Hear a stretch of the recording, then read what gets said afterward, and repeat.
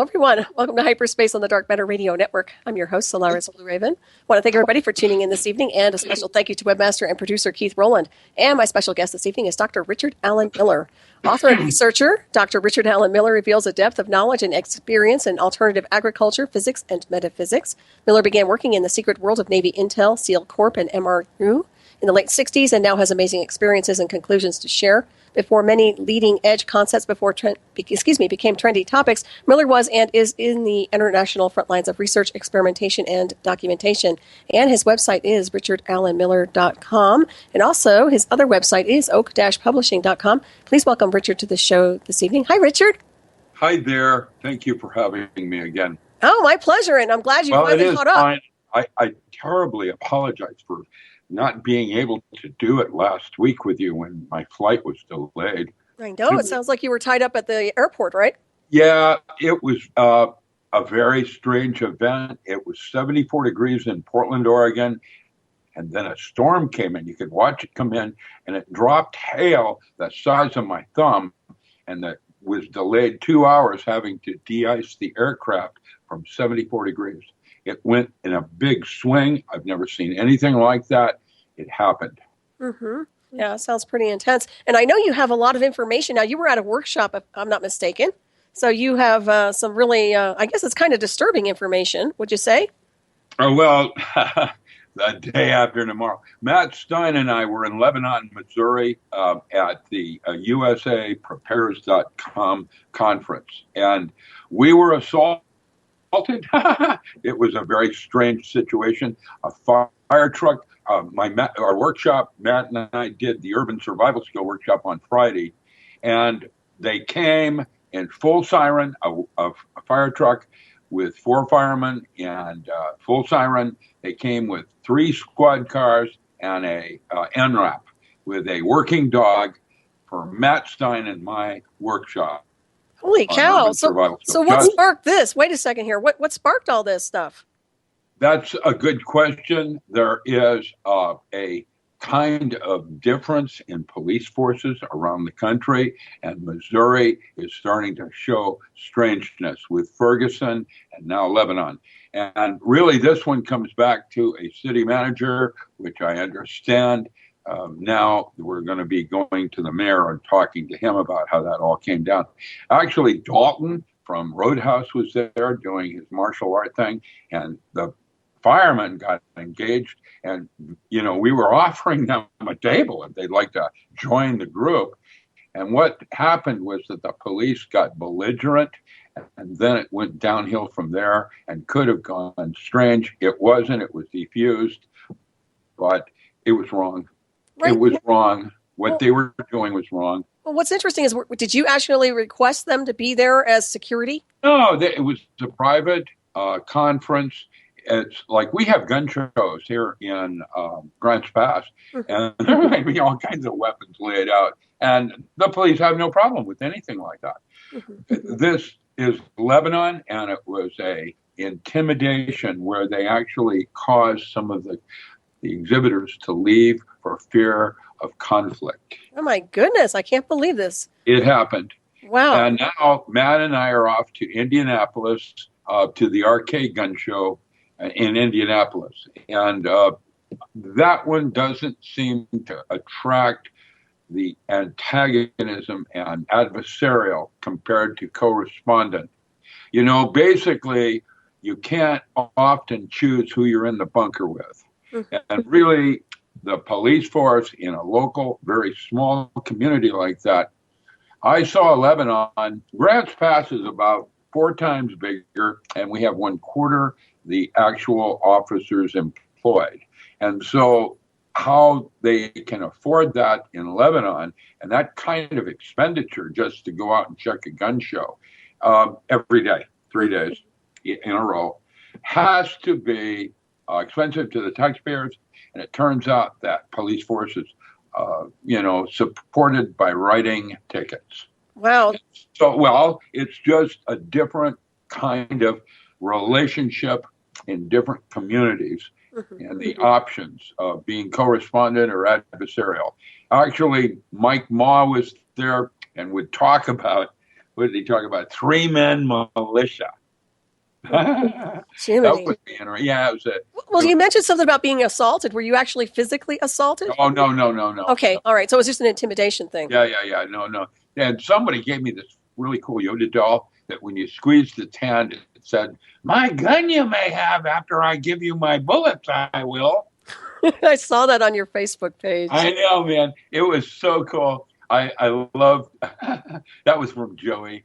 Everybody there has got a sense of humor, and the city has a real hard time, and it's going to hurt the town of Lebanon because people aren't going to want to shop there or participate with a predatory police force. My goodness. So they were there kind of to do damage control for a potential Well, problem. it was testing of authority.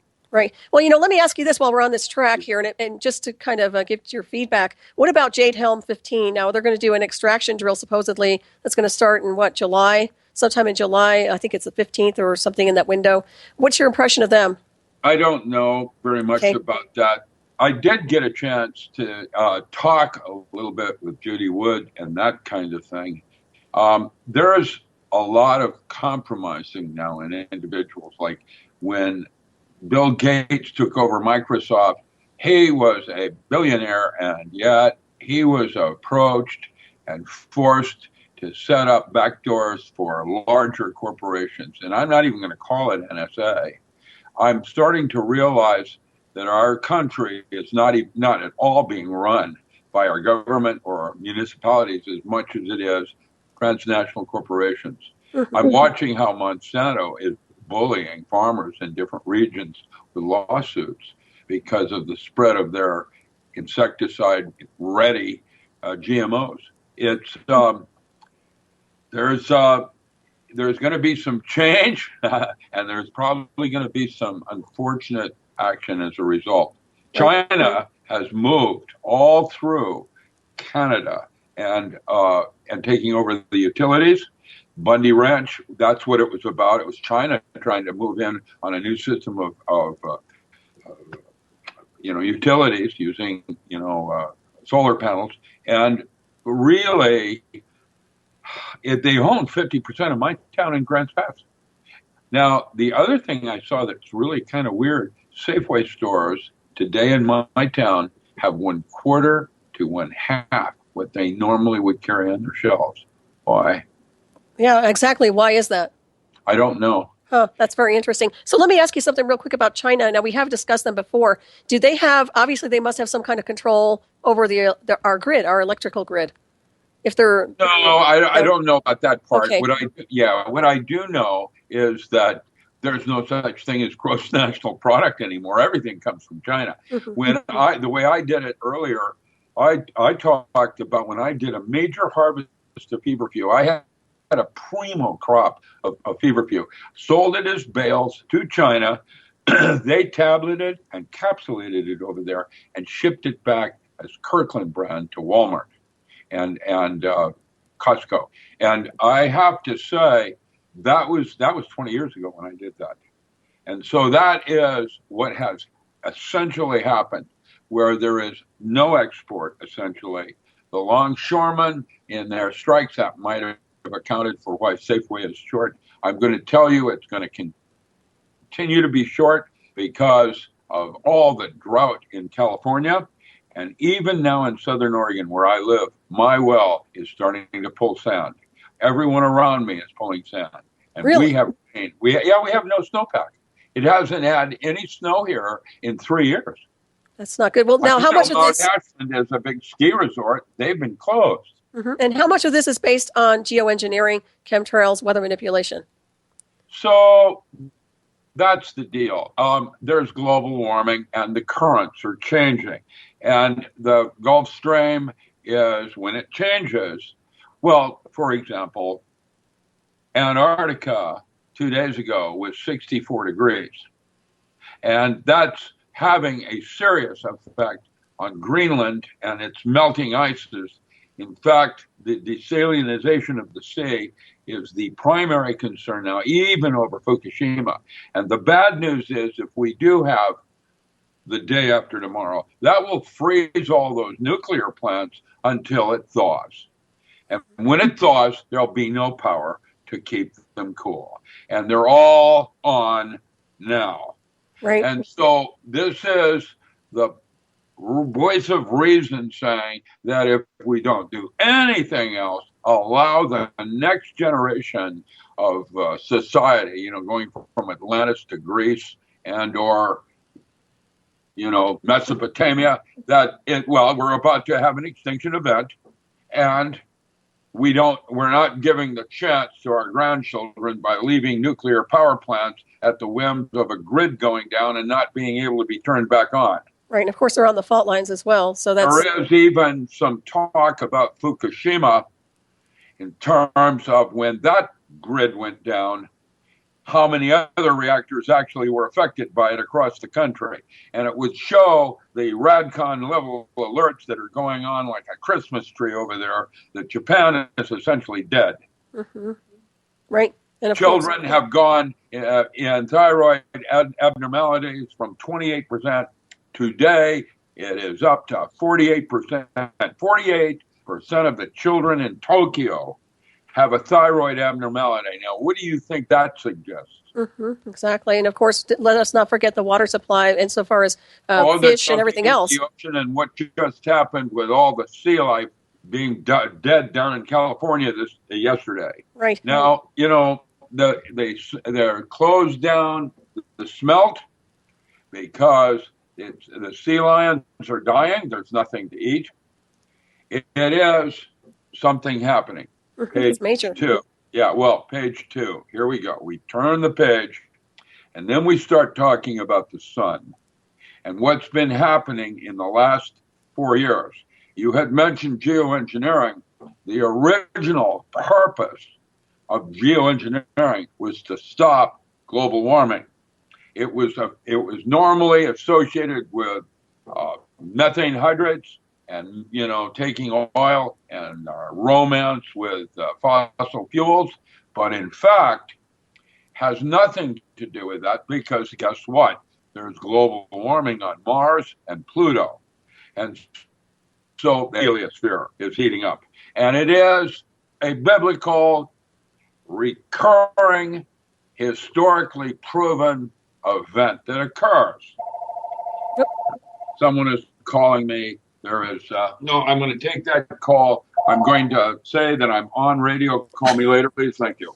And I just hung up on him, and that'll take care of that. Thank you. Yeah, if you can mute that. I have no control on my life. I know. All right. Well, let's get back I'm here. Major Tom, and I'm 20,000 light years from home. Oh, I wish I was right now. I'll tell you what. We have some strange things going on. Bowie, let's say the man who fell to earth. And that is even before Dune. Yeah, that was great. What we're talking about here is advanced visionaries in science fiction. Mm-hmm. Now, Greg Bear writes about this in Eon and Epoch. And those are worth reading. Matt Stein is tending toward grid collapse and pandemic. I agree. That will be the first shoe that drops. Right. Okay. So stop right there. Shows, however, what causes the grid to fail? So what is he saying about that? We are lucky. We had a kill shot less than 2 months ago, which was not even a CME. It was a plasma filament that went off in the opposite direction. As suspicious observer might put it, eyes open, no fear. If that had been toward the Earth, we would have, all of us, been back into the Stone Age. And I'm not kidding. It was that serious, where everything on Earth was radiated if you didn't get inside a bunker to radiation from the sun. We're talking huge X-band. And now there is something coming in off elliptic out near Neptune. NASA is talking about Planet X. It made science news. It's made Scientific American, made Science News cover story, Planet X. It appears to be some kind of dead planet or star, binary, that is 5.5 times larger than Earth and heavier than iron. And what's the arrival time on that? They don't know right now. The perturbations would suggest somewhere around 2017. It'll be out in the outer orbits. It won't bother us, but it'll wreak havoc on the sun. And actually, the Colbus cultures of Peru have predicted and witnessed this in the past. That means anthropology has known about this phenomena for more than 200 years. Right. Now, that means the disclosure to the American public for their own good is a bunch of horsepucky. And when I say that, I'm smarter than anybody in Washington, intellectually speaking, and I have a right for access to the knowledge to make my own decision on how I want to die. Mm-hmm. Correct. And what about? Go ahead. Liber Oz. That is Liber Oz. It's my absolute God-given right because I'm smart enough. And the problem is somebody's making that decision for me, like in the movie 2012, where he's doing it for my own good because there's really not much any of us can do about it. Right. Well, let me ask you this. Part, unfortunately, is probably correct. Right. So what about, you're mentioning this object off of Neptune. What about now this might be a projection, but is there a eugenics program in motion to wipe out the majority of the masses on the surface before this thing arrives?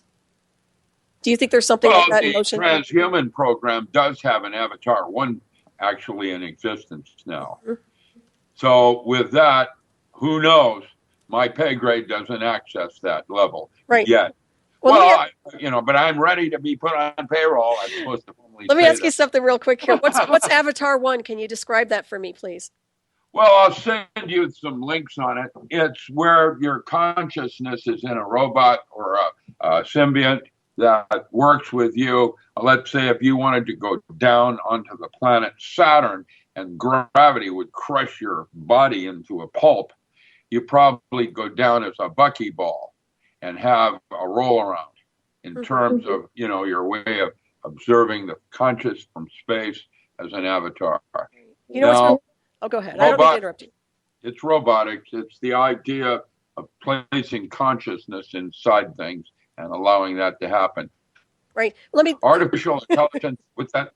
No, I was just going to say, I wrote a science fiction book. It's not yet live, but I have a whole chapter on Avatar 1, and I just needed to know. That's all. Thank you. Well, there is a book that was called, I can't remember. Let me think. It was not Neutron Star by Richard Forward. When I was a kid, Andre Norton wrote about something where we would have a doppelganger that would be work for us down on the surface, and we would place our consciousness inside it and be a Titan, for example, on the planet, or the moon Titan. I believe it was called Titan. I'm not certain, but it was like that. That's a long time ago. That's 50 years ago when I was a kid. Simek, I think it was. But City was another one he wrote. That's right. It was City, too.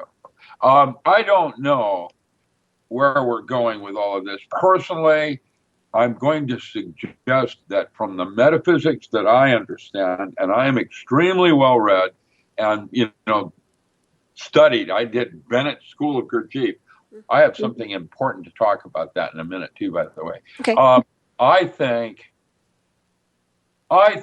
that this is an opportunity for man to evolve, since time is a duration of consciousness. We're going to always have apocalypse in our system of beliefs. It's part of the fight-flight syndrome and one of our neurologic circuits. And so it's, survival.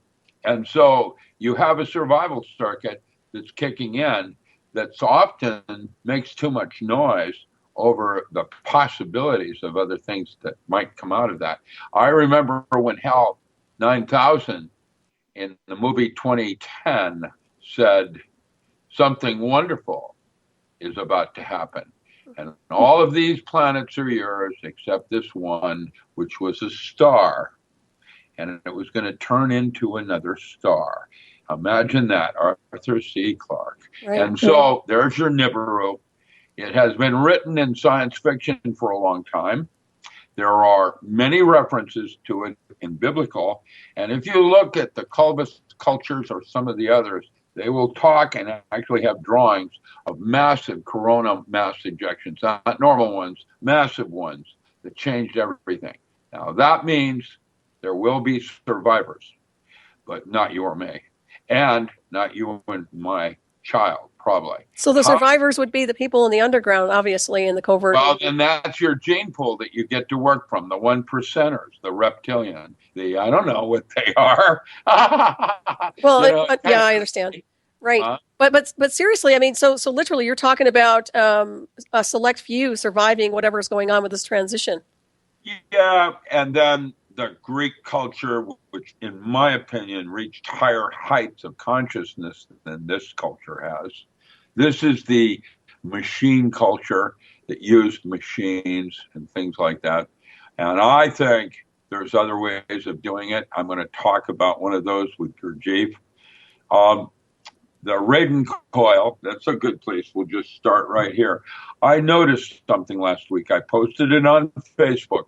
I was watching a movie, a little clip from the movie, Meetings with Remarkable Men. And it's Gurdjieff speaking to Ouspensky in a temple discussing the 5 forms of dance. And in the first form, shows this woman learning how to spell by moving her arms in what appears to be a very strange form of movement. And then the second stage shows a bunch of people dancing on their toes, but not the whirling dervish, but verging toward that place where in the third stage, a ghost dance occurs where the guy trips out around the group and the group focuses him and he goes into ghost dance. And then in the fourth stage,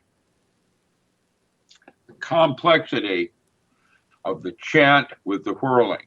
Now, how I got involved with this a long time ago in a book I'm writing called Spook Central, they sent me over to Turkey because the whirling dervish could swing in trance states, go into ghost dance, throw the sword through their body, and not draw blood. And the military wanted to know how to do that. And so the first things we did when I came home is that we got a hold of Jack Schwartz up out of Portland and set up a thing called the Manager Foundation, where we began to study how this man, who had later a thing called the Lethia Foundation, could stick pins through his arm and it will stop the bleeding. That's a military thing. That was one of the things I studied for super soldiers. I didn't go in that direction, but it will be one of the studies I did. And so I didn't forget about those studies. I didn't forget my schooling with Bennett. I went through the Bennett School of Gurdjieff before I did any of this, so I understood it. And in the fifth dance stage of Meetings with Remarkable Men, there is a group of men that go into ghost dance and they start to trance move in very rapid form without it's so complex it's hard to follow it, except that if you look at the seating design, it is the same geometry that is found in a Raven coil. That means that dance is able, in structured form of ritual, can change space-time.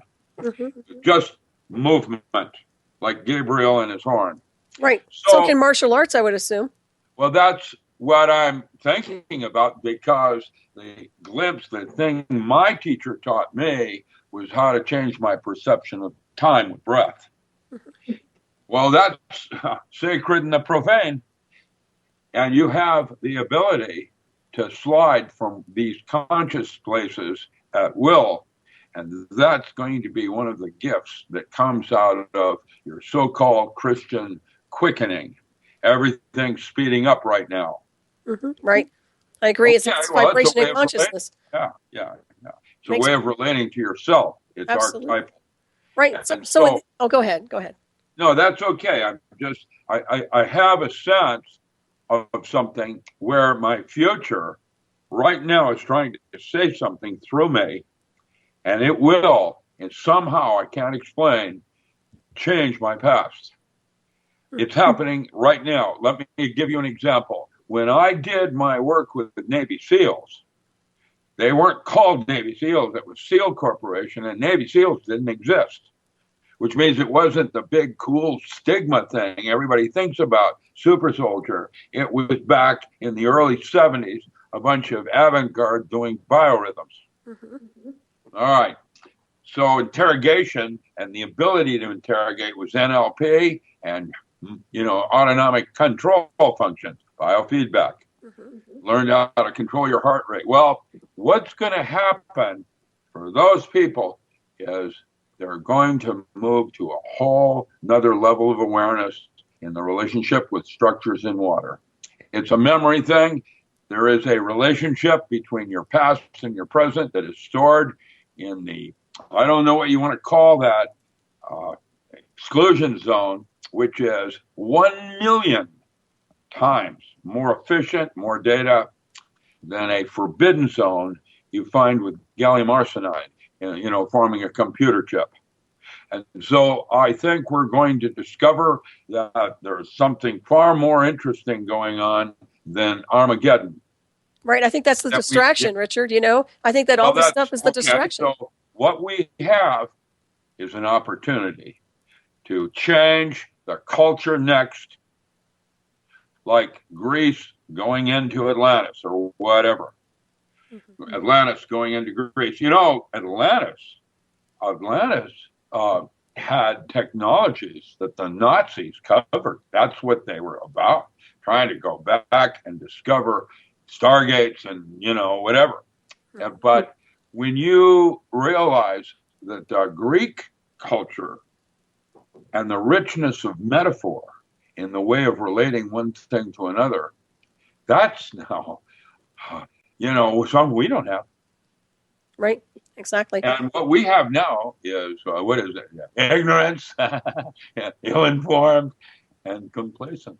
Well, that's if they choose to be. But yeah, that's going down. There's no doubt about it. Now, let me ask you something here. Let's just dive back for a second here about the California drought. Now, we did touch on, obviously, to me, it reeks of weather control and weather manipulation. Okay, good. We're going to page 3, geoengineering. And page 3 is the 1%ers, I'll talk about how I know that, trying to slow down a process that should have already happened. They're trying to buy some time. And there is collateral damage with the polymer, barium oxide, what it does to the forest, in their attempts to stop the global warming and the desalinization of the sea. I was told by Gordon Duff et al. That the Gulf spill was done intentionally to slow and stop the Gulf current stream changes.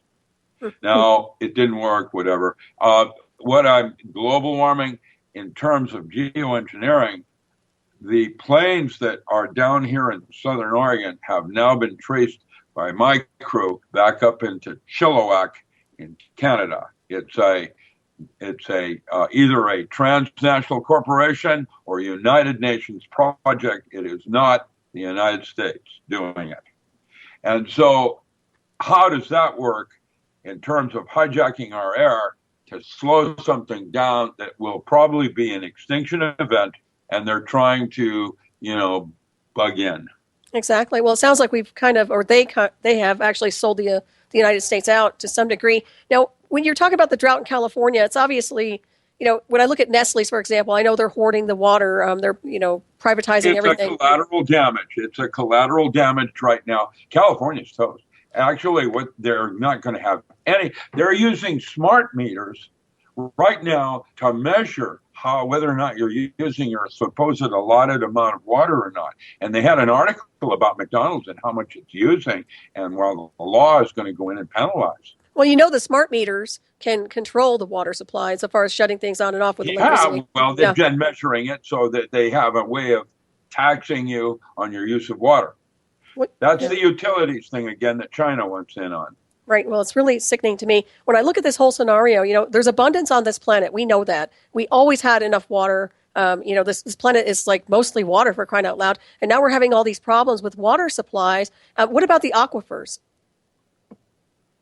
You mean water ditches? Well, what have they become? I mean, my question is, what happened to all of the water? Is it contaminated? Is it being privatized? Yes. That's the correct word to use. Contaminated. It's not drinkable. It's either got salt water in it. There's a simple membrane that takes care of that, by the way. Right. I don't know why California is not moving in that direction. Up here in Oregon, a lot of our power comes now from tides using buoys. Mm-hmm. So, I think it's too late, and all of that is a basic distraction. Like, hey, children, look over here. ISIS is beheading people. Children, look, down here. Money is about to crash and burn. And all of this is meaningless when you have a supercell storm that forms to reboot the ocean currents because of the salinization of the sea. And the day after tomorrow is possibly the most accurate, actually, the way it's going to go situation all the way down to Texas. Right. The nearest maps we've got is it'll be frozen past Texas. Right. So that's at 60 feet. Okay. What is the timeline we're looking at here? So what do you think insofar as? Okay. I don't know. Okay. I'm going to guess from just different sources now, mostly that 2017, if you don't have some kind of bug-in lifeboat, you're going to need to start thinking about a bug-out direction like Costa Rica. And the problem is Costa Rica has some volcanoes down there that are kind of creepy. So here we are with bug-in situation. Now, lifeboat used to mean a greenhouse that could have some snow and radioactive particulate fall on it, and it would still be okay. You wash it off like you would solar panels. But today, my thinking is realize you're going to have to be at least 12 feet in the ground for a maximum probably of 3 weeks. Then when you come out of your little airlock to Tatooine, the new Earth, there'll be 10 to 12 feet of snowpack for 2 years. I don't know what the light will be like up on top. I know that everything in the earth from the ground down 10 feet will be dead forever. That means soil organisms will not survive, and neither will the sea. So that means you will have sand of Mars. Okay, so what about safe zones would be south of the equator? Is that what you're saying? Probably. That's in the movie where Mexico takes in, the United States. Okay. What about Canada? Canada is colder than we will be. It will be deep in. That's where it's all going to form is up there in Canada. But you don't see it as a safe zone because they have a huge amount of fresh water. There it is. It's how it's going to go. According to the best anthropology and geophysicists, the one I work with is Bert Bolin, University of Stockholm. And he's a Nobel Prize winner, and George Wheeler. Wheeler was out of Texas, and I got a chance to take a course on geoelectrodynamics from him. And so I have a sense of the physics involved. Obviously, the movie is still sci-fi, with zero defects walking up to his kids burning a Gutenberg Bible to stay warm. That isn't going to work. Trust me when I tell you that, man. I don't know how it's all going to play, but I do know that part of us will survive, which is the archetypal level of you and me being the same part of it. So it isn't like we're going to die as much as we have an opportunity to change the spin in new direction. Barter, as opposed to capitalism and communism. Right. Communalism. Mm-hmm. Right. We'll call commune, bunkers. Right. And how does magnetic north play into this? Obviously, with the pole shift or magnetic north shifting, how does that all change and play into these areas that are supposedly going to be safe areas versus survivable areas? I can't call that. I can tell you the Inuit have already said that the pole shift, that's a crustal pole shift, it's already moved towards Siberia, and the Inuit are saying that the stars are different. Right. Yeah, I've heard that too. Okay, if that's true, That suggests that the Ring of Fire is going to shift big time. Mm-hmm. The Earth wobbles. Right. It's off balance. It wobbles. Okay, that's what the Hopi called the ritual of the wobbling. And so it wobbles. At some point, with the water melting, it's going to change the way tides and land masses form. And I'm going to assume Hawaii, essentially the coast of Washington, Oregon, all the way down through Mexico is going to be gone. And the Grants Pass where I live will probably be the new waterfront. There are maps. You can go to Google and Google future map of the world or future map of America, comma. The one that Navy and military, the ones we use, is called Shed Snow. Mm-hmm, right. And what about divine universal intervention? I think we need divine intervention. I think we need divine intervention on a universal scale. Yeah, the rapture, where something comes out of nowhere and saves you at the last moment. That will probably be me with my TARDIS. Okay, and Richard, you're not moving around, are you? Are you okay? I'm sorry? You're not moving around a lot, are you? We were just having a little bit of a connection problem with you. I probably was, yes. Okay, try to stay still if you could, please. Yes, ma'am, Thank I will. you. I'll put you in line. Hey, can I have one of your TARDIS? I need one of those desperately. A TARDIS, yeah. I do need one. Well, listen, and I don't even know. What's that? No, I was going to say this isn't really gloom and doom. I mean, this is really what we're assessing here. Obviously, things are happening simultaneously on this planet. I mean, we have a lot of different things going on at once, a lot of different distractions, and then we have things happening on a planetary level where we do need to pay attention. Now, my question to you is, everybody in America can't just get up and move, but what do they need to do to help, transition out of this drama, or at least try to find a place where they can survive? The concepts of different bliss states and hierarchies of love is a good place what we need is an ontology where we are looking for joy. Joy is the highest form of bliss, is a higher form of love. There are these different ontologies and mystical states. Joy is Quaker do when you are absolutely in sync with everything around you and your environment, and it just is like the mountain comes to you. You don't need to look for a bunker. Becomes a bunker. It's flow. That is the only way. What at our level of a consciousness, the awareness that we have, imagination is reality. That at our low level of imagination. Richard, you're phasing in and out a little bit here. Imagination. Okay, you're just moving my head. Okay, try to keep still if you can, because we're losing you here insofar as that goes. But yeah, no, I agree with you on that one. It really is. Consciousness is the key to really surviving this. And also, I say maintaining a higher level of spirituality on just breaking away from the drama. You there? Yeah, what you want to do is you want to see what you would be doing even if it wasn't about money. Like if you like to paint. Or you collect comics. Anything that you do brings you joy, that you would do is probably single and most important asset for barter. Truth of it. Right. In other words, have a trade. You're doing, and so it's a metaphorical relationship of what. Okay, Mr. important with you. Richard, you are breaking up so bad right now. Let's see here. Calling on the hard line. Pick up that phone, Richard. Technical issues. Hi there. Richard, hello. Hi there. Is that you, or is that a robot? I'm sorry? Okay, Richard, yes, okay. Can you get a little bit closer into the phone?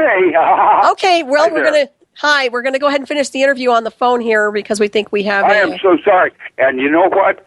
I don't know that it's malicious toward me, but many of my friends, because of coronal mass ejections that are going on right now, someone is warping you. Are you sending me text messages? Yes, you are. Yes, I am. Okay. He's on the phone. Yeah, get into the phone. He's on the phone. Okay, we're good. Here he is. I'm Yay. going to go ahead and Skype. Excellent. Okay, well, stay on the line with me here. Yeah, I'm good. Yeah. Okay. All right. Excellent. So we're talking about things we can do to kind of maintain a more positive outlook insofar as what's happening here on the timeline. Obviously, yes, everything's imploding on us at once. I believe it is anyway. I still think there's something going on with this drill that's coming up, this military drill that's coming up in July. I think that's suspicious, if you ask me. And obviously, you haven't heard anything on the inside about that. I know about what you're worried about.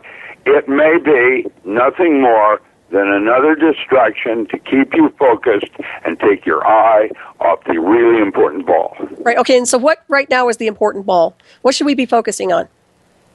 Getting up off the couch and showing your children how you should be doing it. They're watching. This is how they learn.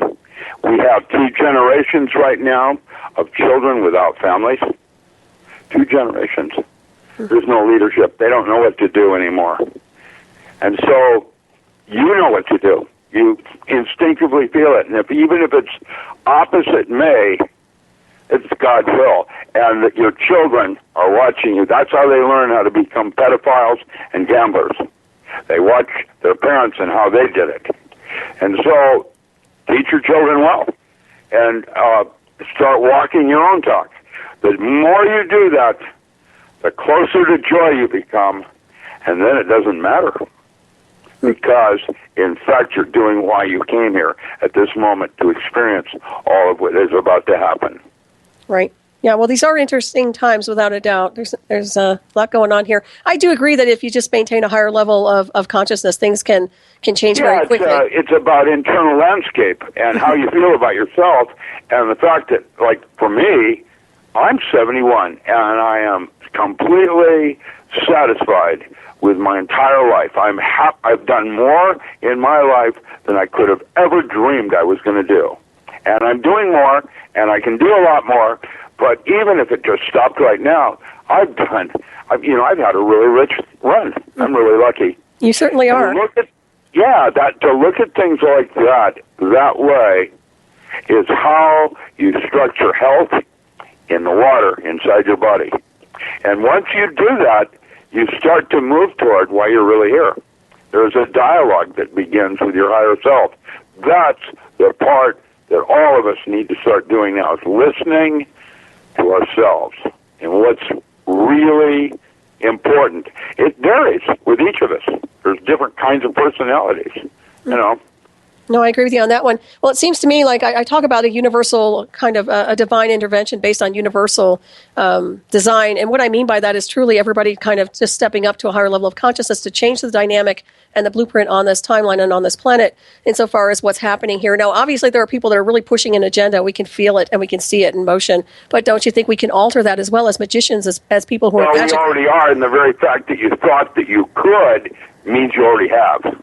Yep, I agree with you on that one. That's all well, then there it is. Don't worry about it. All right. Because that's already a done deal. Most people that would do geoengineering to stave off an event are still concerned with physical plane and have missed the bigger picture. I agree. It's kind of like letting go of the wheel and letting the universe kind of guide us home, isn't it? Well, that was Shirley MacLaine in that movie. What was it? Out on a Limb. Oh, is that what she said? Yeah, no, she let her car go down the hill without holding onto the steering wheel because a bunch of aliens were going to control it for her. Well, that's not what I meant, but you know what I mean. Surrendering to the streams of creation, so to speak, in a philosophical or on a philosophical level, but truly letting go of trying to control the outcome. And I think these guys are pushing too hard to control and manipulate. I think that's what it is, Richard. And they can't do that. I mean, they're just going to have to stand down and let go.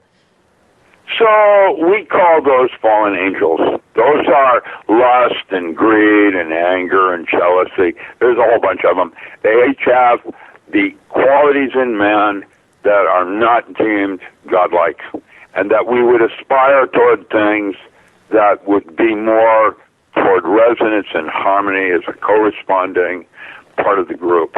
Now, that's a good place to start. And so you start with thoughts that you choose to entertain. Now, it doesn't matter whether they came from outside by aliens beaming them in, or they came from neurotic parts of your background when your father did something to you when you were a little kid. Now you're neurotic about it. you know, you have a responsibility because everything that you choose to think about becomes real. And that's how it works. And so, is this a reality that you're aspiring toward? Right, exactly. And to have a richness of realizing that you can actually change this movie and have a better, healthy experience or relationship to it for personal growth, now it's like, bring it on. Right. Well, it's like they're animating the timeline through belief systems, or anybody can actually. Well, that's true. You know, that everybody has said, doesn't it seem like there's a lot more things going on all at once? Mm-hmm. The quickening. Right. You know, that idea of speed up of everything. It's like I'm getting more lessons sooner, faster, quicker, better. You know. Right. Well, you know, they talked about 2012 being the end of ends of the Mayan calendar and the end of mankind as we know it. And it seems to me like it did set a benchmark insofar as what's happening right now through the quickening process. Well, the 2008, I don't know how we got through 2008 with our money system. Mm-hmm. Right. Well, I don't know how that worked.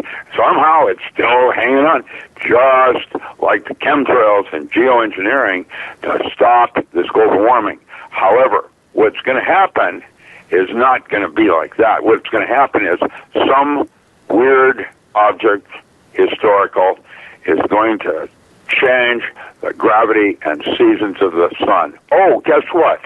That was on NASA yesterday. The sun's different seasons are changing. And that's because there's something affecting it.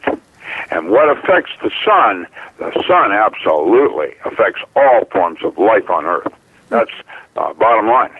If you want to know who God is, it's our sun, as close as a physical representation of something more. Right, and of course, so, yeah. Well, there it is, the sun. And what it does is going to affect all of us. And so, you know, to try to keep us from the light, you know, geoengineering, stove off man's consciousness, slow it down a little bit. Whatever choosing way you choose to see the metaphor, it's all part of the soup du jour. And apocalypse has always been part of man's legacy. Mm-hmm. You know, from Nostradamus all the way back. Revelations comes out from the Colburn Bible. And the Colburn Bible talks about this event that's about to happen with Nibiru. And so I don't know quite how to relate to all of this as a scientist, but I'm seeing we have choices, and some of them are not as healthy as others. And so you have a responsibility. What is it you're taking? Right. You know what? I want to ask you something real quick here. This is my own little thought, okay? But we talked about CERN before. You and I have discussed CERN before, the Hadron Collider. It's actually being fired up. It's in motion right now. Obviously, they're talking about simulating the black hole. Now, a lot of people are worried about us getting sucked into that black hole and being, you know, all of a sudden the Earth is no more. But I'm looking at it as, is it possible to actually navigate and actually simulate a black hole, but move this planet from point A to point B in a different sector? Move the planet entirely. So that's the concept of a magnetic monopole that Boeing is currently researching. On a planetary level? Yeah, they when you take the two magnets and you bring them closer together with a screw, you create you bend space-time, and not a wormhole per se, but it's like a wormhole, and it's and the tighter it gets, so you have a calibrator. Space and time are not, they're just subsets of force space. Mm-hmm. They're not even real. Right. And that space, like Penrose would suggest, is turning on itself. It's mini black holes. So you have a cavitation process going on, which would absolutely have a doppelganger black hole. That's where Hawking's is different from Penrose in the mathematical approach to how to see what into the out of means. Mm-hmm.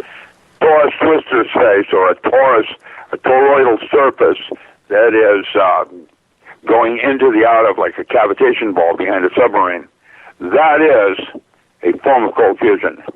Mm-hmm. And when you do it with water, now you restructure the waters with all different forms of it. And water, good gosh, water has just in normal water, H2O has ortho and para, where the dipole moment goes this way or that way, and with the two hydrogen. Now, that orientation is now being studied on how to separate the one from the other using light as a filtering screen or a filter, where the ortho water goes here and the para water goes there. Then you have clustered water, where you actually have three molecules sharing as a single molecule, so it's H7O9 with a free radical ion. It's Kerry Reams water, if you will. And that one is like what you find around a waterfall, where the water is stripping against itself, and so it bonds to itself and forms this ion that's healthy, negative ion. Mm-hmm. That's why they like negative ion generators. And so then you have hydrogen peroxide, H2O2. That's water with an extra oxygen molecule. And then you form exclusion zone water, where you bring another hydrogen in. So that's H3O2. And that molecule is the one that touches surfaces and begins what we could say the fourth phase of water, of 18 phases. And what happens next is that water sets up a memory of what it's touching that's foreign. Mm-hmm. And everything that it touches differently. With tellurium, it'll form a surface tension, climb right up the wall. With plastic, it goes dead because of the light and restructuring the water and, destroying the memory part. Right. So that's why you don't drink water from a plastic bottle, because it's changed the pH to 6.8. It's toxic. Mm-hmm. And what you want is to put a small amount of baking soda inside the water, and what happens next, like homeopathy, it restructures the entire vessel. Just a couple grains, and the whole water is restructured in its relationship to itself around that foreign substance, in that case, baking soda. Mm-hmm. And it will change the pH up to 8.4. 8.4 is alkaline, and that allows best gut digestion rather than water coming out of bone marrow to have to digest the foods, instead of just going directly into the bladder. These are new technologies that we're learning how to use, and now we're putting these exclusive molecules in with fullerenes and other kinds of structures, and we're doing things with nanotechnology that is just science fiction.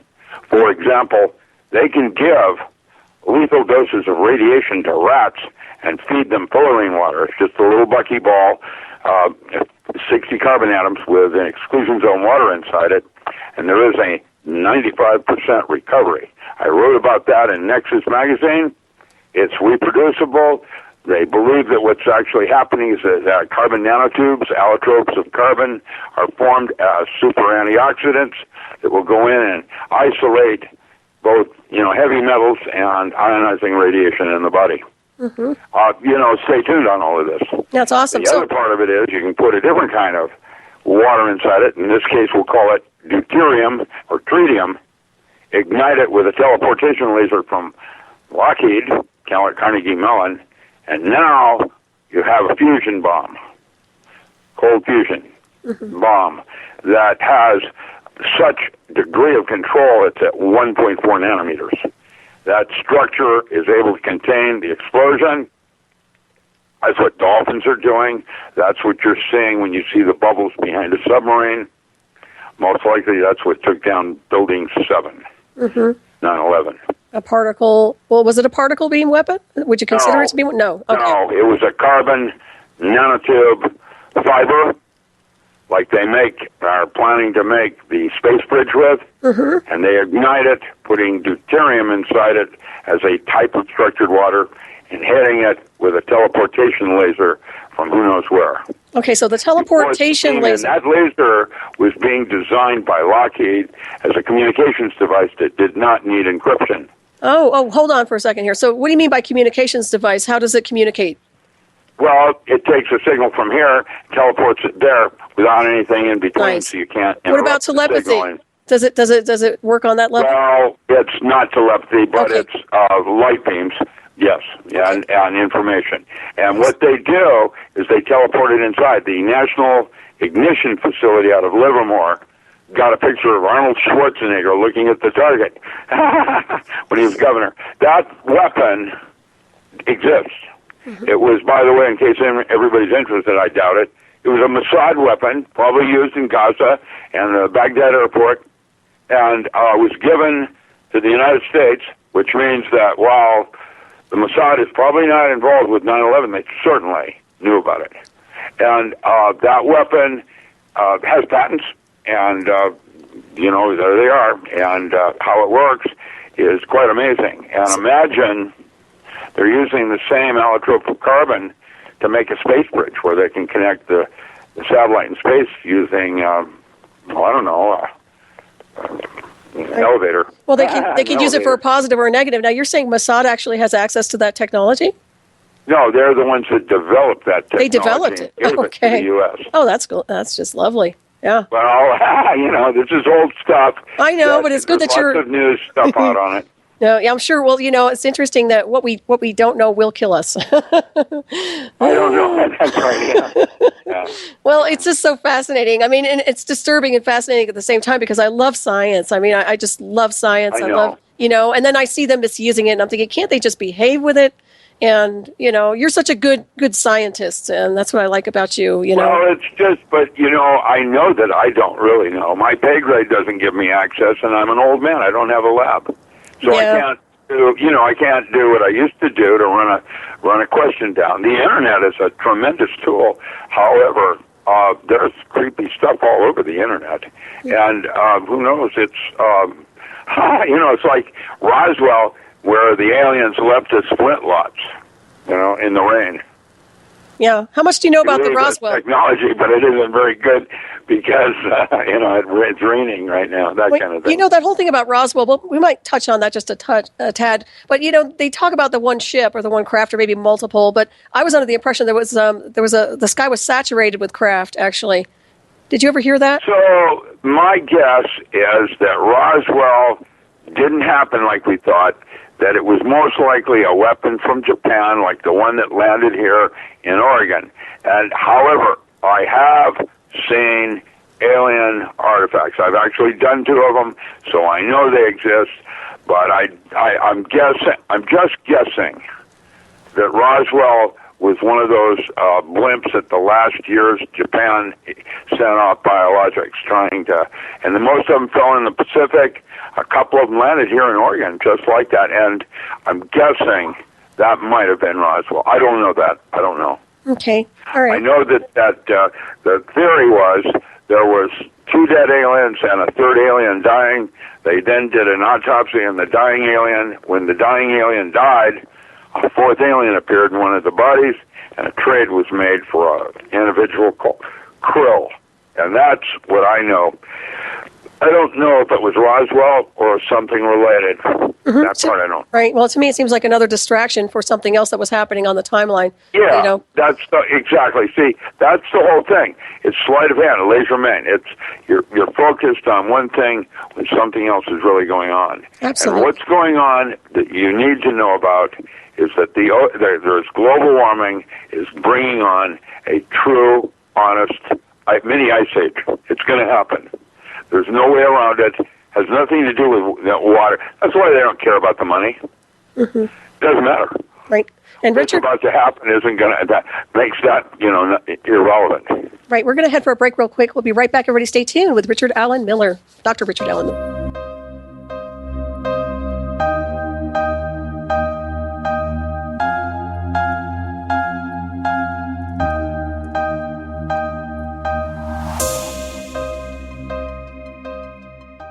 Welcome back, everybody, to the Dark Matter Radio Network. This is Hyperspace. I'm Solaris BlueRaven, and I'm here with my very special guest, Dr. Richard Allen Miller. And Richard, you with me? Yes, I am. All right. Well, it's wonderful to have you on tonight, and thank you again. I'm glad we finally caught up with each other. I know you just sent me a file. I'm not sure what that is, but those are the talks that I'm going to do in Indianapolis next weekend at this gun show. Excellent. Yeah. Okay, so maybe that sign's going to be there, yeah. right. So maybe it's because you're doing these talks at a gun show that it's bringing up some controversy, huh? Well, you mean phones that aren't working right, things like that. Seems like you've had a little bit of sabotage going on. See the conspiracy. So, has your website been hacked? I know you had some problems with that. Yeah, I've had my computer was compromised this weekend, and I didn't have the money to actually hire a nerd to come in, and so a few of my friends came over and showed me some new protocols where I'm able to I had the wrong virus protection and some other creepy stuff. And what I did is got rid of it, and I've got a really slick system, and I used a thing called Combo Box. And Combo Box went in and found some Alabama ticks. There's people out there in the Ukraine that if your housekeeping isn't right with Microsoft Outlook Express or Horde, even on your website using Horde, if you don't clean it right, oh boy, they come in and they'll take and hijack your computer by writing directly into your registers, and you can't find them. Right. Seems like there's a lot of that going on right now. Well, and so I learned how to do that. Excellent. I'm not a gamer. Someone that's a gamer is going to have to get really into it, because that seems to be where a lot of the predatory from India and Ukraine hang out. I don't know that field or anything like that. I'm a nerd, but I'm not that kind of a nerd. I don't know that form of science as well. I'm learning, and it gave me a little empowerment to feel like I could sort of, kind of protect myself. But, right. Well, I'm glad you have. Out there. Yeah, it is. You have to be very, very careful. Let me touch base with you just a little bit on Area 51. I know a long time ago I talked to you a little bit about, you actually did go to Area 51. Yes, I did. Okay, can you talk briefly about that? I know you don't have a whole lot of information, but whatever you want to share. I can tell you that it's a block in my memory. Carrie Cassidy wants to remind the world that she was the first to point it out. Carrie's the first.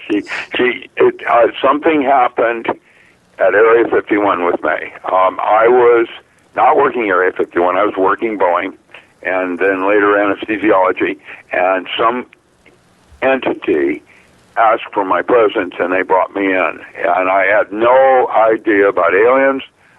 It's not my area of expertise. I had no experiences with any of that. And what happened next was this big, long table. There's a big pile of top-secret documents, probably 8 hours worth of reading. And I just started grabbing journals when the door opened. What happened next, I kind of remember a little bit, but I don't remember what happened next other than I believe they don't know what happened. That's where I discovered the concept of synthetic telepathy, how this entity could talk to me in my head. It was a microwave band. And it was a type of gray that was maybe 7.5 feet tall, 8, not 8, 7.5 feet. Felt feminine, no sex, felt feminine, like there was, was a feminine presence. It was soft and assuring, and beyond that, I have no memory. And they have done hypnosis, they've done a bunch of drugs and other things, sodium pentothal, trying to break what happened, and I have no memory of it, except that there's a feeling of compliance, not compliance, of agreement, like I made an agreement or a contract to not know for some point in time, like a time travel where I'm not at liberty to know something, even though I know about it, kind of thing. I don't know how to explain that. Right. Well, how did you recall what you have access to? Was that your own physical recall, or is that something you went through a regression to remember? Well, it's over the years of trying to explain it, and it's there. See, like I can feel. It's like I can't do that. That's okay. I don't know. Right. No, it's not a big deal. It's not. It doesn't hurt. Doesn't hurt. It's not like that. It's just I start to stutter. That's all right. Do you have implants? Do you know if you have any type of implants, by the way, Richard? Like any type of hardware? Implants? Any implants? You mean titanium? Yeah. I got titanium in every limb in my body. So I probably, not only bionic, I'm probably more like a Kmart markdown special. Well, I was just curious because...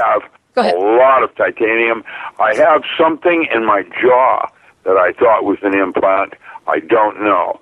It is causing neuralgia with a nerve and my phrenic valve. And when I sleep on it, the pain is so bad, I will wake up wanting to throw up. And basically, I thought it was I did X-ray, then I went to 3D, and then I went to imaging and with CAT scan, and there it is. And they all say it's a bone, but I see this little round dot that's in the lower part. I thought it may be when they pulled the tooth, they left a chip in. It's not. Mm-hmm. It's lower in the jaw. So if it's an implant, I don't want to go through creepy surgery with my mouth to discover that my imagination, I don't know what to do. No, that's okay. No, I was just curious because sometimes those things can stop people they have blockers, just like anything else. I was just curious. How does that work? I don't know the technology. Well, basically, it's a feedback. So, in other words, if they don't like what you're communicating, they'll hit your neural circuitry and try to stop you from talking. They can, this. What is the feedback system that they're doing? It's based on artificial intelligence. It's based on I don't feel that. Well, you know what? You were interconnected with something back at Area 51, apparently, that was based on synthetic telepathy. I don't think it was a microwave. This is my own intuition. I think it was based on something more advanced than that, which actually creates a feedback which can actually stop you from telling the truth or accessing something they don't want you to access. I think you're still connected to that. That's my own take. You take it with a grain of salt. And there's some feeling to that in my feelings of it in journaling and, and that kind of thing, that I did it with agreement. Like I agreed to do that for something more important than the moment's truth kind of thing. And once again, I don't know. There's a movie called Paycheck. It's like Paycheck, where I did the deed, and then they've somehow wiped out of my memory, so I have no access to what I did. Right. But there is an element of time involved that I can somehow, with my future, somehow be changing my past. Right, and there's also cellular memory, so let us not forget that as well. So even if they have... Who knows what, and it's all... imagination. And of course, I'm just a little sci-fi king. I read everything about that thing, about time travel and things, so my mind's all over the place. Who knows? Well, there's a lot of truth to science fiction, as we all know. I don't have a clue with that. I can tell you that I was involved in some experiments that might have led toward, future studies in time. But in fact, the first paper I ever wrote out of graduate school, I presented in Chicago with the good Reverend J. Gordon Melton. It was the Society for Psychical Research, and the paper was titled Time Distortion, or I Never Knew There Were Corners in Time Until I Was Told to Stand in One. Mm-hmm. That's fascinating. Well, it is. It's to realize that the future is not real. What's real, it's like when a drop of water hits a pool, we see these waves that go out from it. And those are what we call the waves of time going into the future. However, in physics.org, they will call that a secondary wave. The primary wave are the waves that go inward, slap each other, and form a thin ball of cavitation. That is the past. And it forms as a cavitation process where it's a toroidal surface or topological surface that's going into itself. And that's torus twistor space and what is called hollow earth. Mm-hmm. Right. There's a cavitation process with the nature of time and what time is and what time is not. Mm-hmm. Well, considering we're multidimensional beings, if you look at it from that perspective, and I think I've touched on this before with you, but we've talked about this before, but literally, if we were to exist, say, as a soul extension, as another being connected to this one, yet on another, say, in another multiverse, in the future, in the illusion of the future, in consciousness, then we could actually affect this timeline here, right? Well, that's the idea of Jet Li and his movie, The One, right? Where and taking on the energy of these multiple dimensions, most of which is a type of five space, like was depicted in the movie Interstellar, and where he's in the library, would it be like Akashic Records, trying to find the right moment to push books out of the bookcase, to talk to his daughter in cipher, and not create a scare that it's poltergeist. Interesting concept. Right. Yeah. It seems like they're kind of cueing the audience. or calibrating them, wouldn't you say? There's, you mean sheeple? Well, I'm trying to be nice, but yeah, go ahead. Yeah, I don't know. What I do know is, at our level of awareness, imagination is reality. That part I do know is true. Mm-hmm. And so it structures water. It has to do, I have a whole chapter in my new book I'm writing, The Non-Local Mind in a Holographic Universe. In that book, I talk about the Stanford argument. This is a philosophical argument at Stanford University on the distinction and difference between intent and intentionality. Missed it by that much. Intentionality is when you try to do something and it doesn't happen. Mm-hmm. Right. That's intent is what happens at the end of the day, whether you did it kicking and screaming and creating a bunch of karma for yourself, or you flowed and had a joy in arrival, right, in what they call the journey, that part of it. And so you have choices. Mm-hmm. That's what made us God's favorite. And actually losing sight with distraction, those kinds of things, is really a shame, because none of us get out of here until each of us do our own part. That means even if advanced souls have to sit and wait for the others to come along if they're working from a timeline point of view. Mm-hmm. Time, of course, is collapsed down into singularity, and then it's the richness of the experience and information that allows it to blossom into a bubble, of content. And how rich that is determines the level of experience and the joy of creating it. Right. It's like an EQ is like more important than IQ. It's the physical plane with emotional, how you feel about it, content. And why we talk about EQ being more important than IQ, because it's a higher level of information about the same thing. Right, higher frequency, higher resonance wave. It's interesting. Yeah, just in relationship to that, yeah. Right. So when you talked about water here, now it's my intuition that the water is alien to this world. I mean, it seems to me like this world has been terraformed, and it's still being terraformed to some degree. Now with the water, the way it's being attacked to some degree on this planet, would you say it's kind of an alien formula for like an off-world intelligence? No, I think we're finding that water is in everywhere. There's on Io. Right, yeah, that's what I mean. It's an alien intelligence. It's an alien design. It's everywhere. Well, okay, it is possibly where God, that's why Mark Leclerc at MIT is saying it's where God lives. Mm-hmm. Right. That is God, is the nature of water. It is, what water is the smallest molecule of atoms. That, helium, there are two helium that has a dipole moment.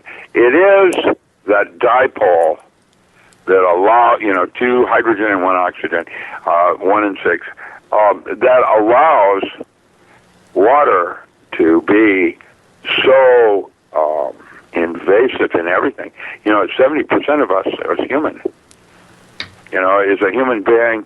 70% of you is water. It's not right. Even yes. I mean, we're conductors for sure. Well, that's another thing. Well, yeah. Well, I don't really believe we have a water shortage, to be honest with you. I don't think we do. I don't think we have a shortage of anything on this planet. You could take dirty water and tie your pant leg and then put sand in it and filter the water through the sand just like the earth does, and then you could go boil it to kill the organisms, probably 10 minutes for every 1,000 feet. If you're up high, 3,000 feet, you need to boil it for, half an hour. Right. To kill all the organisms. Right. And even then, you're not going to probably make it totally potable, but that's why you have servants and you have them drink it before you do. So why is there this urgency about this global drama bubble that's saying we're running low on water and using California as an example, when in fact I don't believe this is true? It's that the water is moving to other locations. I'll bet Florida isn't real happy with going underwater. Right. Yeah. And so there are seas arising. That is the global warming thing. We have a serious problem with that, and California has just become a desert. And the global warming from California is probably geoengineering's fault as a collateral damage. I don't think they did it on purpose. I think they did it to stave off an event with Pacific currents and how they're going to affect the plate. Right. And so what's happening is California had to become a desert in order to hold the current Pacific currents in their form as long as they could before this event will occur. When the event occurs, the Earth does go through a mini ice age, and then it resets its currents in the world, and then it goes back to normal again. But for right now, we're in flux.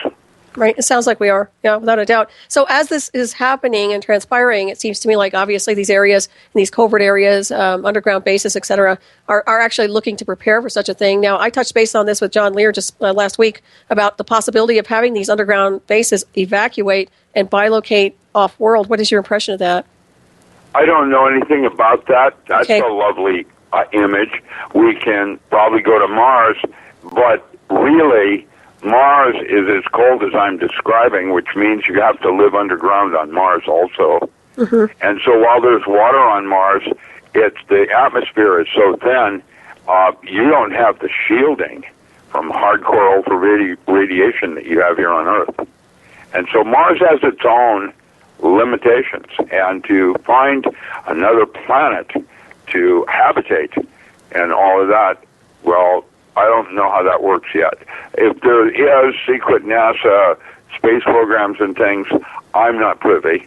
Mm-hmm. I have imagination and can imagine that if I were NASA, that's what I would do, that kind of thing. But really, I don't know. Mm-hmm. Right. Or you don't remember. Have you ever been? I don't remember. Have What are you talking Oh, about? I'm teasing. Have you ever been asked to be part of that? Like maybe the MIB types? When I worked at Boeing in anesthesiology, I was under security. Yeah, I was involved. I made it as high as GS-18, which means my rank was above a two-star general in the civilian set of sciences with the military. Mm-hmm. So I was a GS-18. And so I had some access. But I have to tell you, even at the highest levels, nobody has full disclosure. Just simply didn't work like that. And it's interesting because, what happens next is that the Pentagon isn't the war machine. It's that one floor is at war with another floor at the Pentagon. And there's actual shooting where they don't do things to each other. And they're at war with each other. Factions. Right now, out here in Grand Pass, Oregon, there is a faction of FBI that's gone rogue, working with the Mexican mafia. Who polices that? How that works? Why that occurs? I haven't got a clue. I don't know anything about that kind of universe. I don't want to go there as much because I'm more into sustainable lifeboats, trying to live a good life, da-da-da-da-da. I have friends that do grow, but now it's recreational, so it's legal to do anything you want with marijuana. Mm-hmm. There's this Oregon, specifically Grants Pass, is known as Copland. This is where all the L.A. detectives retire in the war against them and the Vagos, motorcycle gang. The Hells Angels are in between as negotiators, but that war has been going on for 20 years, and the Ku Klux Klan is here. Mm. So, the Mormons, the Seventh-day Adventists, they're all dug in. And I don't have a real good lifeboat, seat. I don't know who I'm in bed with. Who are these people? Well, that's just Sometimes, it. Yeah. Yeah, you never have full disclosure, and you certainly don't know the rules of engagement. Right, well, it seems to me like... what you do is not worry about it. Try to stay focused on what's important to me and do what I'm supposed to be doing. And when I do that, none shall say nay. That is, I'm in sync with everybody's need. That's what I'm trying to do now, is find that place where I'm on payroll. Right. Well, it seems to me like there's a lot of corruption, like you were saying, and to be part of these areas and these, it's just they're compromised. They're way too compromised, and I believe a lot of them are under some form of mind control to some degree. So, I do believe you should prepare and be focused, and also, it's just about riding the celestial waves. I mean, I'm still looking at possibilities of moving out of the United States, and I love America dearly. I mean, Costa Rica is where the smart money is going. That's most likely. There is a book called "We Are the Earthquake Generation." Oh, I remember that book. Yeah, that's a pretty straight answer in terms of how it's going to play. Mm-hmm. The problem with Central and South America are the volcanoes. And the volcanoes, a single volcano, can be an extinction event for that whole region, for light. Mm-hmm. If you don't have any light and you have particulate falling, now what are you going to do for food? You're going to have a greenhouse, aquaculture farm set up with, lights, right, power sources that are not light-driven. It's either that or fight a Stargate, and just kind of move along. or go to a place where time isn't real. Right. Well, it's not real here. It's used as a benchmark of measure. You know that. In the illusion of time, right? Yeah, I know it on one level when I do Tai Chi and, experience perception of change and precision when I change my breath control. That's a really wonderful place to go. It is a type of sacred place that is interesting. And the fact that the whirling dervish somehow figured out how to movement, like Kate Bush or, I don't know, Kate Bush and Gabriel Roth, where they dance freeform, not jazz, to music, and have a relationship where space-time is changing. That's what the dervish were doing, is a fourth stage, or what they call fourth plane mystic. But really, I saw it, the same layout design is an Radon coil, coil. Yeah, exactly the 963 form. And Gurdjieff was on something. Tersha Morgan, when Ouspensky had a problem with Gurdjieff. However, the movie Meetings with Remarkable Men is absolutely worth watching in terms of actually watching the school go to the different levels of dance and how it changes space-time. Right. And that's just it. It's magic in motion. I was going to ask you movement. Oh, go ahead. Yep. I didn't want to interrupt you. Go ahead and finish. No, it's about movement. Right, The Chinese had a form of magic called mudras, where they would form hand gestures that would, with light, hit on a wall, creating an illusion of a rooster or something like that. That's your scalar wave thing. But mudras was a form of Chinese alchemy, and later led to forms of Qigong. And the way movement was related to Legerdemain, or the changing of reality. Right. Legerdemain is a smaller, lesser form of high magic. Right. I love Qigong, by the way. I taught Qigong for a long time. And of course, that's connected to universal life force energy. Once again, you're merging with the multiverse. Well, that's why I talked about Qi and the nature of the energy which patterns randomness. Right. I wrote that as a 4-page thing. I will send that to you for your website if you'd like. Sweet, yeah. It talks about mesmer and the laying on of hands and firewalking, and how that form of dance and movement allows paranormal phenomena to occur.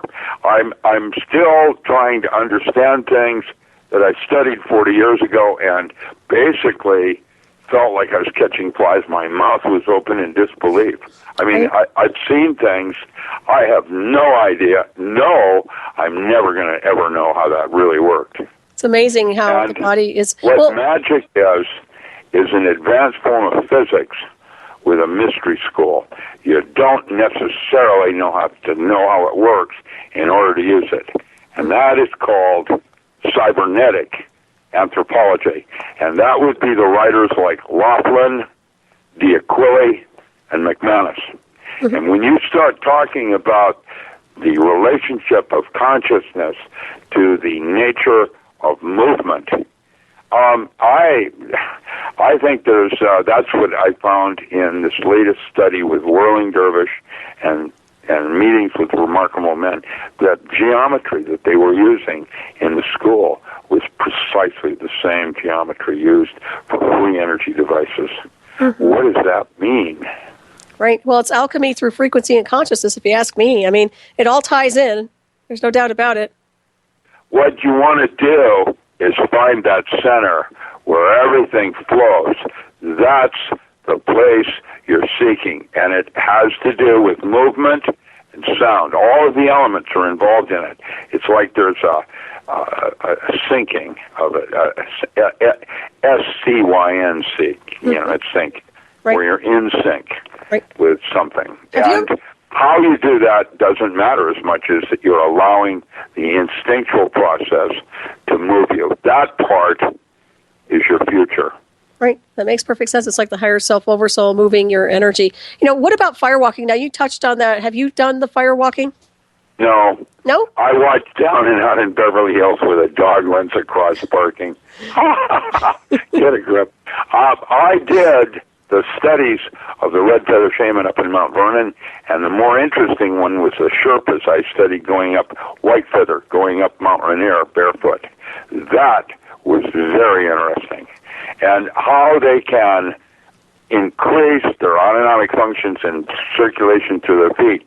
Realize when they do hip operations and things, how they prevent blood clotting is they put pumps on the bottom of your feet to pump them, to, stimulate the blood flow. Mm-hmm. And I'm guessing, there's something to do with how the different salts of uric acid and so on migrate down the body and deposit on the foot.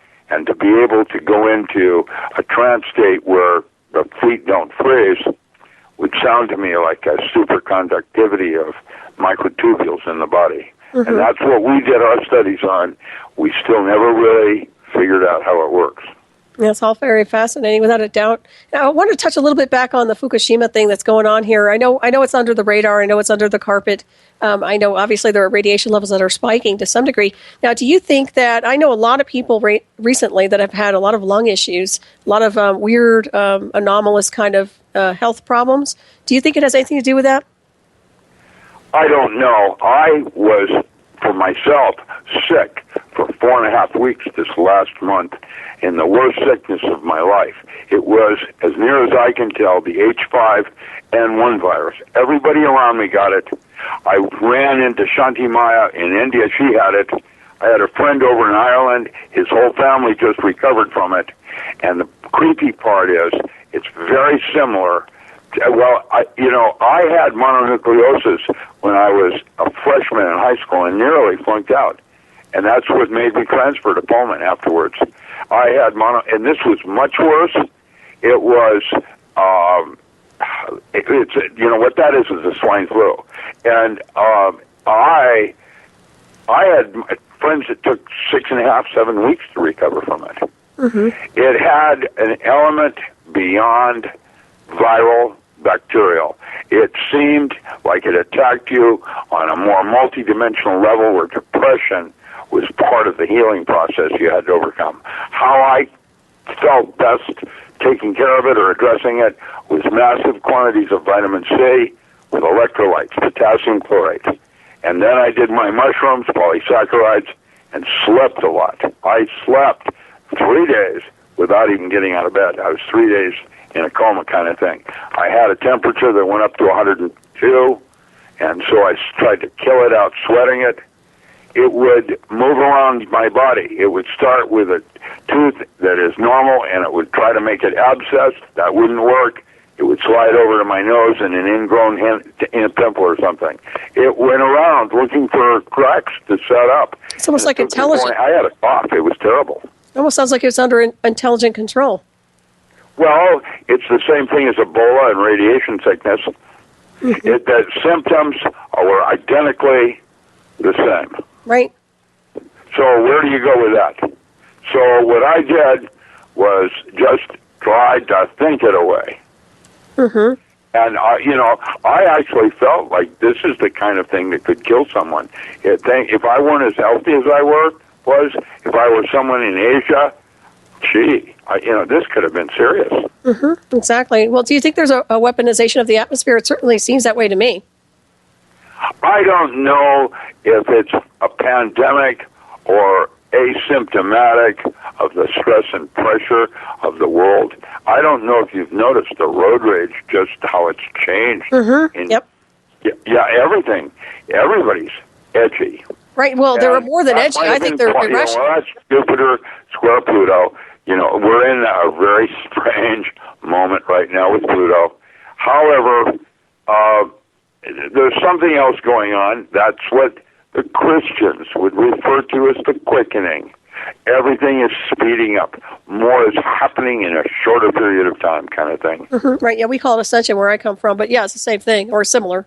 So Helen Downs is a friend that was visiting from Australia, and she was here last week. And she went outside on my upper balcony and was taking a picture of the sun with a ring around it because of the chemtrails. And when she brought it in, put it on her computer, she noticed a little dark spot up in one end of it. And she expanded it up, and it was a fish. Yeah, I saw that. Now, I thought that was some kind of a special effect. I was there when she did it. Oh, my goodness. Okay, you guys have to check this out. Is it on your Facebook page? Yes, it is. And okay. here's the problem with this. I looked for an osprey.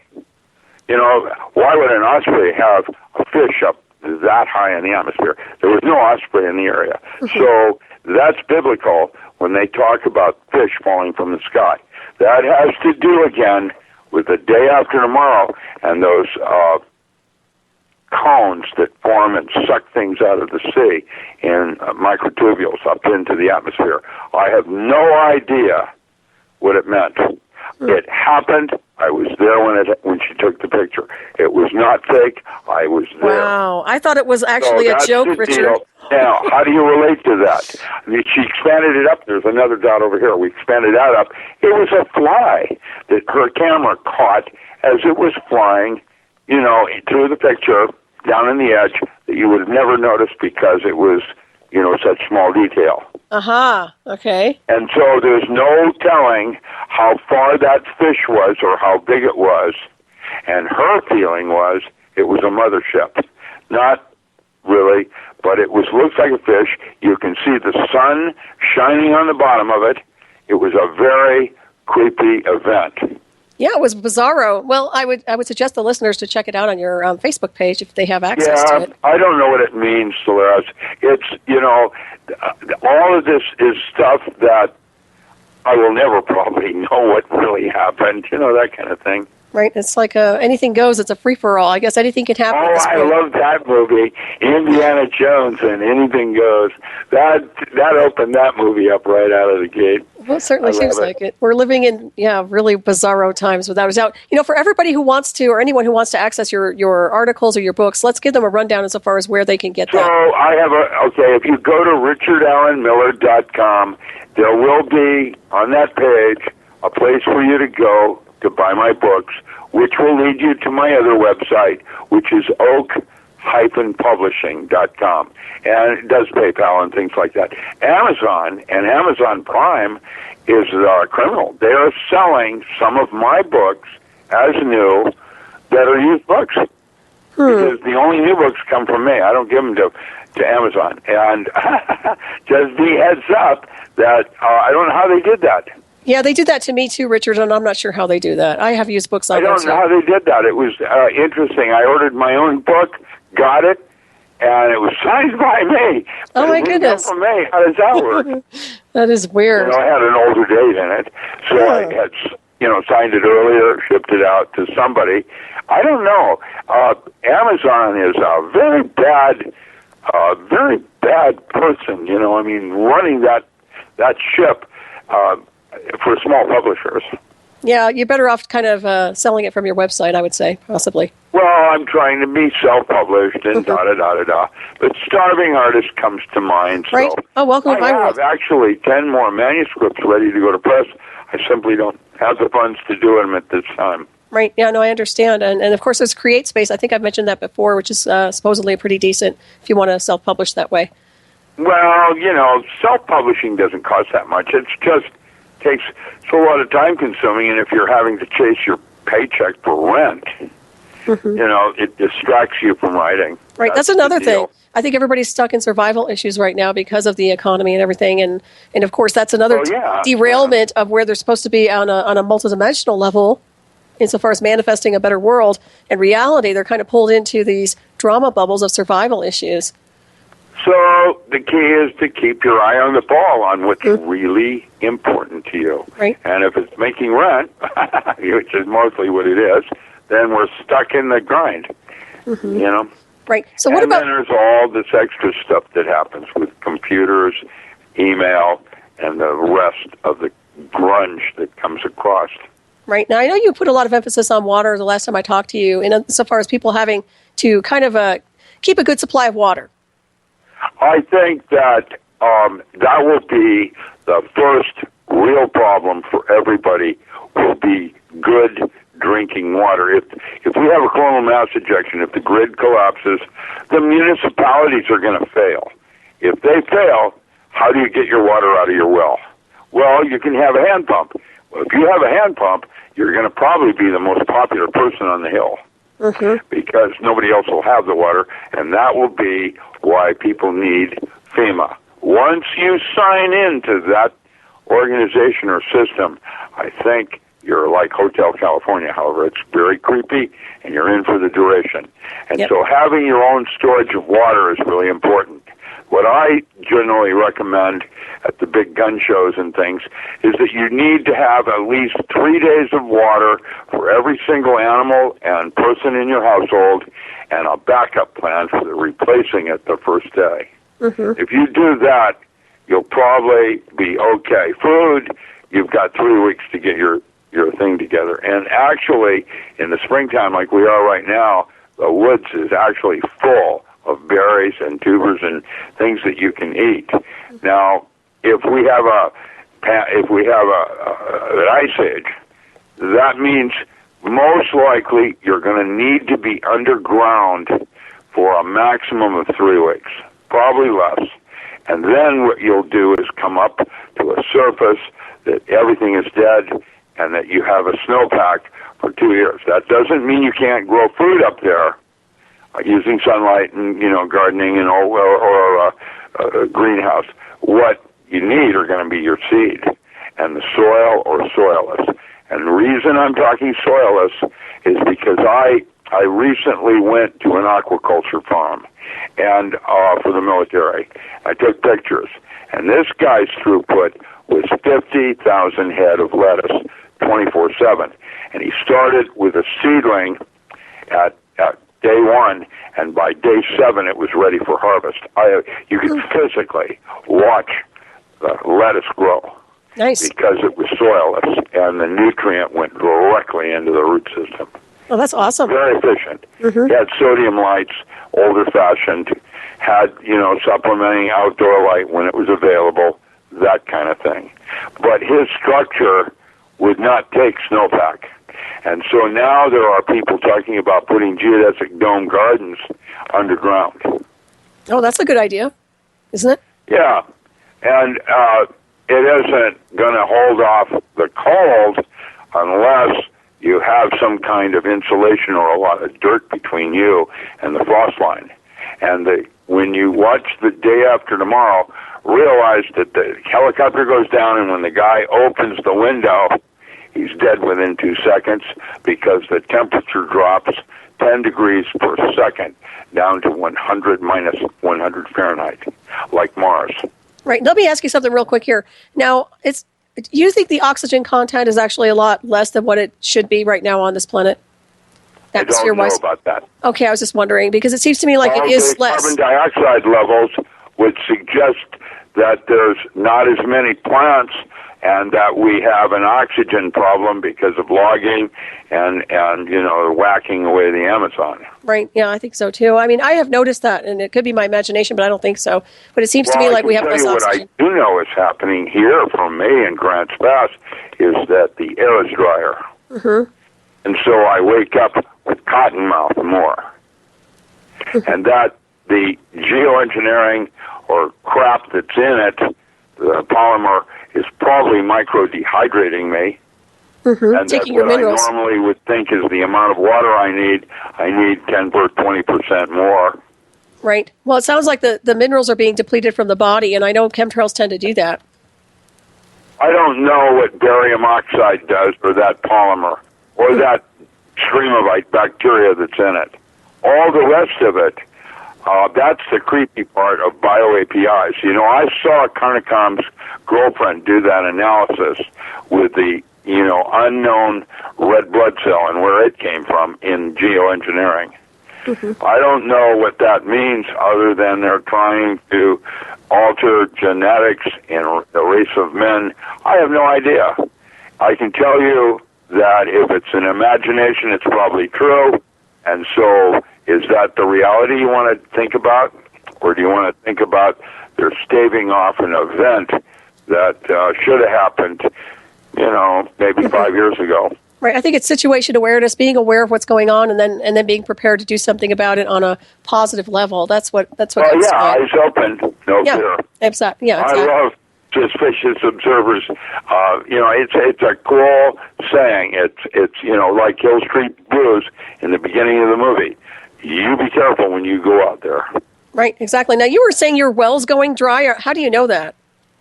Because I've got sand in my little filter in my hand. I'm looking at my bathtub. I'm looking at the air that it pumps and the way my cycling of my thing goes up and down from 40 to 60 psi. Okay. Pounds per square. All right. Yeah. So is your water being diverted, or is it just going dry?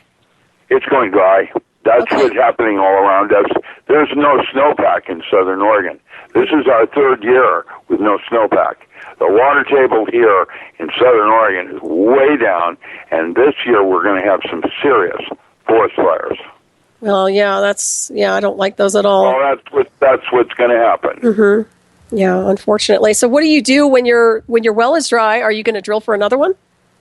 Or will it help? I'm a renter. That's the other part of the problem. To do that would be a $5,000 pop to drop it down another 100 feet. That's what some people are doing. That's $5,000. Right. Yeah. I have a huge pond. I can pot that. So, I don't know what to do. Right. And even if you drill deeper, there's no guarantee there's going to be water there, right? Probably there will be. There's pretty good water here. Yeah, I think so. So you just have to go deep. I don't know, but that's generally what happens. And then, of course, the water witch says so. The water witch. Hey, do you ever douse? Guy with the water witching going around telling you where to drop the well. I do dowsing. They do that here. I know, I do it too. Do you do dowsing for water? No, but there are professionals that do. You need to. I do it. I do it all the time, and I'll tell you what, I can find water. No kidding. Well, you little witch, you. I am. I'm a water witch. Don't tell anybody. That's funny. No, that's... Now, if only I could find oil and gold, right? The fact that you believe that you can do that is what makes it happen. I wouldn't have seen it if I hadn't believed it. Well, what's interesting? I didn't believe I could do it, and I just did it. I just went out and said, okay, I'm just going to give this a try, and sure enough, it started happening. So it does work. Yeah. There's an art form to that in learning how to communicate using, that's called radiesthesia, where you use an external device to the body to communicate information internally that you already know, like a pendulum or a dowsing rod or a wand, like Harry Potter. Right. And I bet you have one of those. I do. Do you use it? Probably. Probably. Oh, you don't remember? Okay. Well, no, I'm just curious because I know you have abilities. Obviously, being on the path of mysticism and magic, you obviously have a technique and ability, right? Well, I have panache. I can scare the best of them. Excellent. Come on in, guys. She's ready. And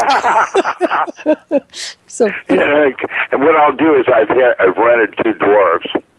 That was in a group when Martin Short was playing a pharmacist, popping his own pills, and two dwarves walked into his pharmacy, and he went, "Oh no!" That was before John Belushi died. So, and that kind of humor was more fun. Right. Well, humor's good. It's very healing, when you laugh. I think we need more of that. It's important to not take everything so seriously because that's what makes you ill. I don't know anybody that has cancer that didn't start with anger. Mm-hmm. I agree. Well, what does that say? Body's sick, spirit's sick. See, the two are the same, and so you have a choice. Mm-hmm. Absolutely. And even if we're being bombarded, I mean, you're still dealing with alchemy and chemistry to some degree. So we're dealing with perhaps a ballooning effect of the misuse of technology, whatever it is. And of course, we can alter that through higher divine, Well, consciousness. that's why you've got to do it, because that's how your children learn how to do it. And if you wanted to look at them as mini-me's and reincarnations of you and your ex, whatever, that part is a responsibility of teaching your children well. You absolutely want them to see how you do it. Doesn't mean they're going to do it your way, but that's how they learn. Right. And what's interesting to me is as I look and see all this stuff progressing along the timeline, I'm also concerned about the animals. Obviously, they're going to be suffering too. And, even with the water, the droughts in California, et cetera. I mean, you wonder what's going to happen to the animals in general. Well, you can watch what happens to them in the Serengeti. Mm-hmm. And, painful starvation. Right, it is. That's what I mean. There's too much suffering. And the sad thing is, it seems to me like we could have avoided all of this on this path we're on this self-destruct, that it seems like we can change it. We could have turned it around. I don't know how that all works. I can tell you that when all the world's waste management is handled by mafia, that's kind of creepy. It's terrible. Germany takes all the nuclear waste of Europe and has been burying it for 20 years in Africa. No wonder Africa's sick all over. Mm-hmm. It isn't most likely Ebola. The radiation sickness is exactly the same thing as symptoms of Ebola. It truly is. I looked that up also. Yeah, exactly. That's very concerning. So here we are in the end game, down to the 20 milliseconds to midnight, and we have choices, and the real thing to do is to start taking the first step. I would recommend that everybody start trying to explore a garden and making certain they know how to take care of their water. If you did that alone, just that quality of knowledge empowers you for a much wealthier experience of feeling of self. I agree. I still think location is important as well, obviously, to be in the right place at the right time, an illusion of. Was that the real estate creed? Location, location, location. I'm telling you. Yeah. Sometimes Scotland calls. Always looking outside the U.S. I don't know how that's all going to play. I don't know. What you have to do is start having fun. Right. I agree. No, I want to have fun, too. I like bliss. I like happiness. I truly do. I don't like drama. I really don't. But unfortunately, it seems like it's being shoved in our faces. And so, it's I guess it's a disciplinary lesson, insofar as learning how to kind of push these things aside. I went out and got my concealed weapons permit. It has this little Yoda doll. I love it. It's all fun. Oh, I agree with you, but I'm sorry to hear that they gave you such a hard time over there when you were doing your... Oh, yeah, in Ferguson? Yeah. Not in Ferguson, in Lebanon. Well, that part of Missouri has some problems. I was talking to people in Kansas City, and they even talk about it, that the state is polarized that way. And really, what it suggests is that law enforcement is afraid. Yeah, it sounds like they are. Yeah. And so... if you were a patrolman, what would you do? And here's the problem. A lot of those places, those policemen have been fired from half a dozen other locations because they're not there to serve and protect, and so they end up in a predatory situation where a whole group of them are working in a community. Mm-hmm. And the way you get rid of that is you start with a city manager and you move to the mayor. The mayor is the bottom line. That's where the paychecks come from. And if they're writing too many tickets and preying on the locals, that's the difference in law enforcement. We have a more correspondent kind of thing, and there are certain communities where you work with the police where in others you wouldn't want to have anything to do with them. Right. Yeah. See, it's interesting because in coming from law enforcement, I've worked surveillance and I've worked around a lot of police in the past, and I'll tell you, I've met good and bad. But I will say one thing. I think it's situation awareness. I think these guys need to be aware and have the insight to know what's going to be dangerous and what's not going to be. Well, that's what training is about. Yeah. And of course, with the world on edge like it is, right. The fear of walking up to somebody, I wouldn't want to be a police officer. No, but don't they have the radar? I mean, don't you have that intuition and instinct? Well, you would hope so. That's what I mean. But there's, it's just a real strange world now. It is. Yeah, and I think so anything goes. I've chosen to live in a more rural community where statistical possibilities of creepiness is less. To be in a drive-by random shooting down in East L.A.